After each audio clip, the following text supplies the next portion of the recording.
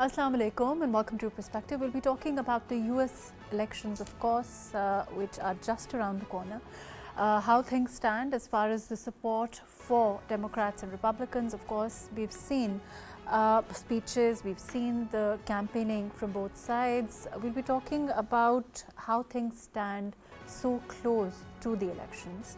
And what can transpire as far as 5th November is concerned. We'll be talking about what it means for the policy. We'll be talking about what it means for the Pakistan-US relations in the future, if anything, and whether it will have ramifications and effects on overall US policy towards Pakistan. All of that today on Perspective. I have with me Naela Chohan, who's Special Secretary Foreign Affairs, retired. Thank you so much for being with us today. We also have with us Dr. Jamil Khan, who's a former ambassador. Thank you for being with us today. And Shazia Malik, who's a political analyst. She's also an international journalist from Canada. Thank you for being with us today. Let me start with Dr. Shazia here. Shazia, we've been talking about, not Shazia, but let me start with the studio here with Naela here. Naela, there's overall, of course, we've been talking about the US elections, we've been talking about what it means for Trump and Harris, and of course, very, very different things that they stand for. How do you look at things today? Of course, it's a very, very close race at this point, and it's hard to say how things will, where things will swing. How do you look at it? Well, at this moment, as you can see through various surveys, that the competition is neck to neck, and there are certain things on which there is bipartisan support, and there are other things where they are very divergent in their perspective. The commonalities with the bipartisan support is concerned is on immigration and also on Palestine. Right. I think whether it's Democrats or it's Republicans, there will be a little difference as far as support to Israel is concerned. Immigration, if you see, Kamala Harris also and Trump, they have taken similar position vis-a-vis immigrants. You remember Trump talking about the wall and all that. But for us, as Pakistanis, we are watching it very carefully because of the position on climate change, because there was this green umbrella, the cooperation between Pakistan and USA, which had been going on during Biden government, and Kamala Harris has been supporting it. So if she wins, then I suppose that would continue. But if Mr. Trump takes over, then his position on climate change is very different. As other things, he's also more erratic, and it's difficult to assess. I mean, for unpredictable. He's very unpredictable. Let me come back to you on that. I'm going to go to Dr. Jamil. Dr. Jamil, can you hear me? Dr. Jamil, I think you need to unmute. Loud and clear. Dr. Jamil, how, we've spoken about the elections before, and as far as, now, of course, we're very, very close. How do you see things today, as far as, you saw what Naela is talking about, as far as, of course, the nature of both the candidates is different, there's no doubt about that, and what they stand for, in the sense that what it means, I mean, the Trump's erraticness or unpredictableness versus what to expect from Harris, and as far as the support overall, for it to be neck to neck at this time, how do you see it? Do you think it's a credit to which campaign for this to have come?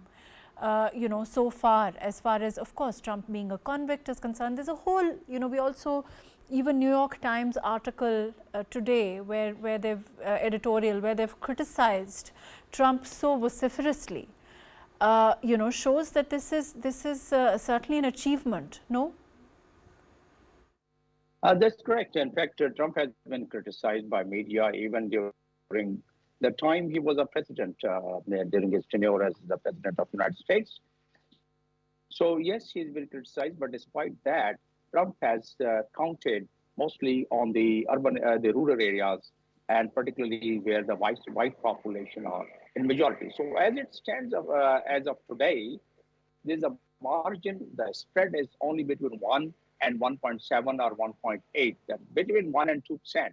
And there are various states. For example, Trump has 49% in Arizona, and Kamala is 51%. There is about 2% spread there, and likewise 1%, 2%, 1.5% spread everywhere in most of the states. But national situation is also about 1.5%, the maximum 2%, depending what type and which particular poll agency has done it, because there are 538 companies who do this polling. And for example, Georgia, Trump is leading by about 1.7%, and likewise Miami, Trump is leading a little higher. So we can go on, and there's a very recent table which has been published on it.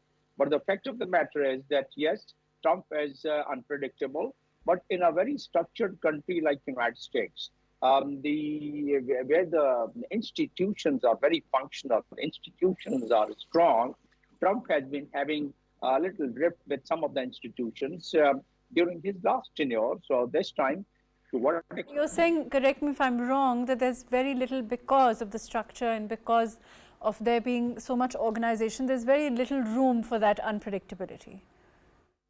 That's right. Even if he's unpredictable, he cannot really take his actions totally against what is the foreign policy or what is the policy of the United States in the longer run, because the United States basically. Right.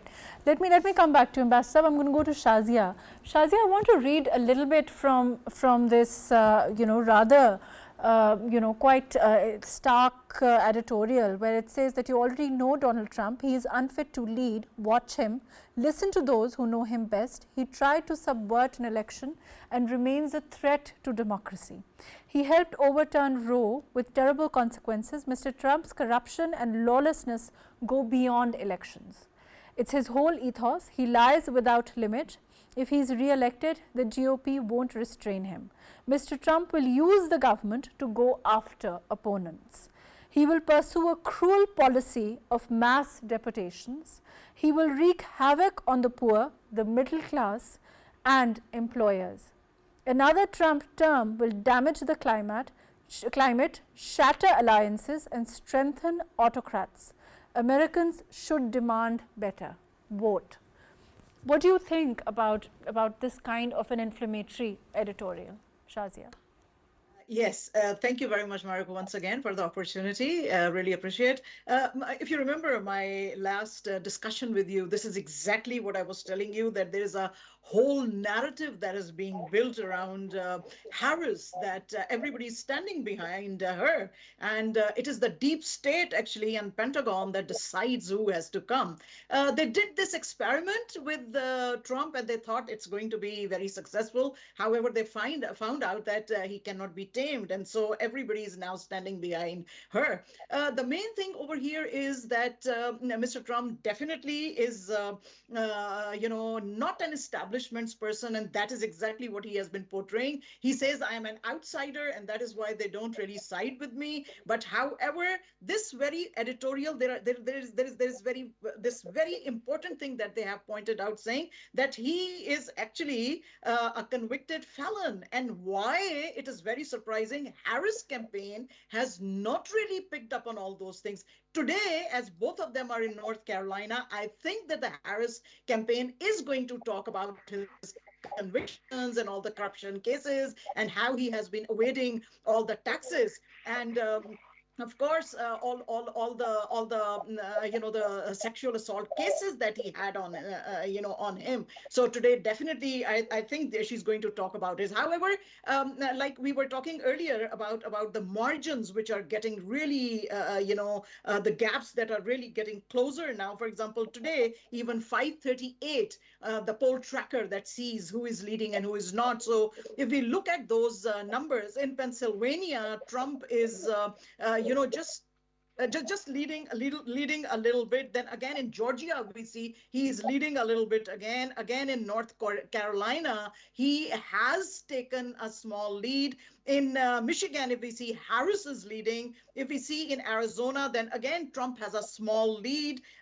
In Wisconsin, it's going to be razor edge, both of them, between both of them. Although Harris, fortunes have risen a bit, and in Nevada they are going just side by side strongly. Now, having said that, there always is a margin of error. So all these leads can actually be can fall into the margin of errors. And then I want to come and ask you. You mentioned that when we spoke last time, and you said, and I correct me if I'm wrong, but you did say that you'd be very surprised if Trump doesn't win. Do you still stand by this? That I didn't say. I have been saying from the very beginning that Harris will win. From the very beginning, my stance has been that the whole narrative is being built around Harris. That if the establishment wants Harris to win, that must be somebody else. I always said that it is very difficult for Mr. Trump to win, because in the larger audience, if we see, for example, NATO and Canada, where we are sitting, and the European Union, they are extremely apprehensive about the policies that he is going to bring. Definitely, he says, like he said, well, at the moment he's just saying, but let's see. But he says that as soon as I come, I'm going to stop wars with in Ukraine and in Gaza. I will talk to Bibi and I will talk to Putin. So my stance has been very clear from the very beginning that, and even if you look at Harris from summer, where Mr. Trump really lagged behind, he wasn't really so worried about election in summer. In summer, Harris has been spending massively on the election campaigns. She actually had 2,000 people on ground to start working for. She has spent over 100 million US dollars in ad campaigns, and that is why even on social media I want to come to that. Let me come back to you. Shazia, I will come back to you. Let me go to Naela. Naela, how important do you think it is, like Shazia said, as far as, of course, in a country like Pakistan, the third world, of course, there's a lot that is said about the establishment's role, there is a lot that is said about what the institutions want before the election, even in some cases after the election. But what about in a country like America, in your opinion? How important is it versus a democracy like the US? Resting on the shoulders of what the people want, how they want, when they want? Well, US democracy is very well founded, but we cannot ignore the role of the deep state and the establishment. And you can see in Trump's statements, he has even recalled the murder of Kennedy. And he has said that there are people who were involved in that who are still alive, and he is going to give their names. So, obviously, he is alluding to the deep state.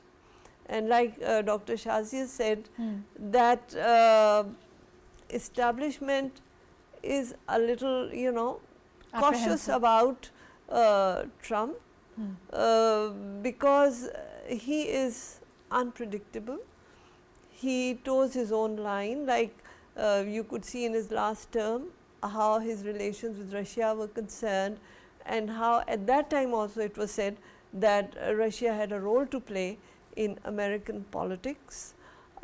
Even now they were asking Putin on his views about Harris and Trump, and Mr. Putin was very clever about it. But yes, deep state has a very important role to play. We cannot forget that.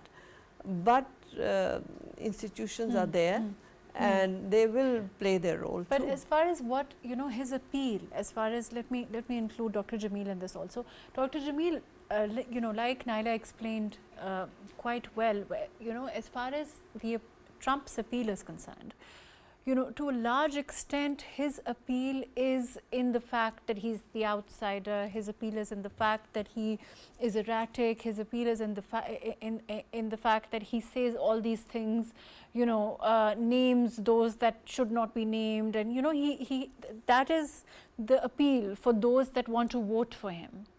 And do you think that that sort of puts him forward, or do you think that the old, and is it, in your opinion, the old guard versus the new guard, or do you think that's simplifying it too much?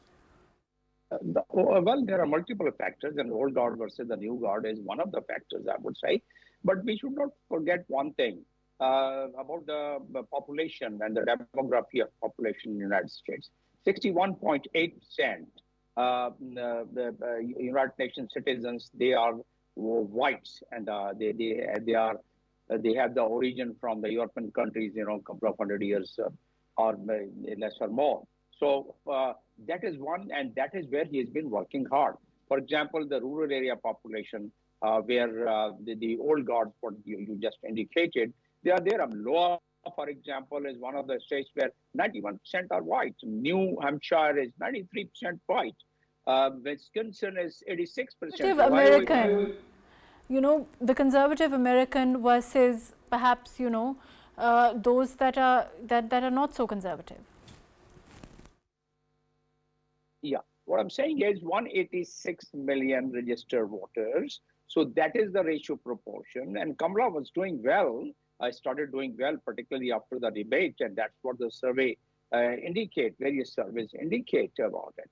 But at the same time, Trump has the advantage of the demography and advantage of the white population of the United States. And if that ratio, if we bear in our mind, and then plus this new factor of Gaza and the Muslim voters, and particularly Arab voters. So a lot of statements coming across in which they say that they will go for Trump because Kamala Harris' time and Joe Biden's time, about 85,000 tons of the explosive and the arms ammunition equipment was supplied to Israel. And by the way, both candidates, they were in competition and saying that we would be supporting Israel and we would be defending. If Israel security is threatened, we would defend Israel. We'll be standing by with Israel, both of them, right? And Israel has the right of self-defense. Both of them was in competition and saying repeatedly about it. So none of these candidates can afford to speak against the Israeli interest because, as we are fully aware, the Israeli lobby, how strong it is in the ranks and files of what we were discussing about deep states, are, for example, in all other institutions of the United States, maybe the revenue institution, maybe the military institution, maybe the State Department or Congress, you name, and they have a good influence of it, and that's why those who live there, they understand how well netted the Israeli lobby is, and therefore both these candidates do not want to be on their left side. That's one. So what does it imply? The voters and supporters of about 35 million Muslim voters, they were not very happy, as a matter of fact, with the sequences which which followed 7th of October and the kind of genocide which has been taking place, which the ICC has already given a lot of evidence about it, not us, we are discussing. But then...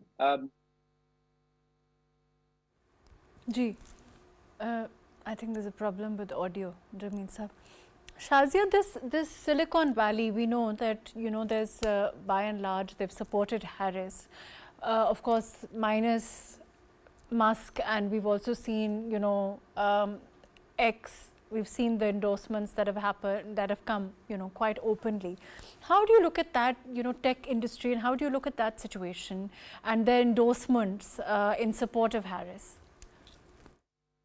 Yes, there have been huge endorsements. I mean, Trump mostly has been just depending on Elon Musk and the likes. But look at Harris. Harris had Michelle Obama. She had Obama. She had Taylor Swift. She has Bon Jovi. She's going to have today, and then Cardi B, and all these influencers in U.S. They have all been standing behind her, and that's exactly what I said in my first interview with you as well. And now that the whole narrative is being built around Harris, and it is being said that she is the person to go for, because if Trump comes in, there's, as you know, that there's this women over 30 who are very much concerned about abortion. So they are saying that if Mr. Trump comes in, there are going to be problems for women. And look at his track record of sexual harassment. He doesn't really care much about women. So women are going to have problems. And that exactly was the main speech of Michelle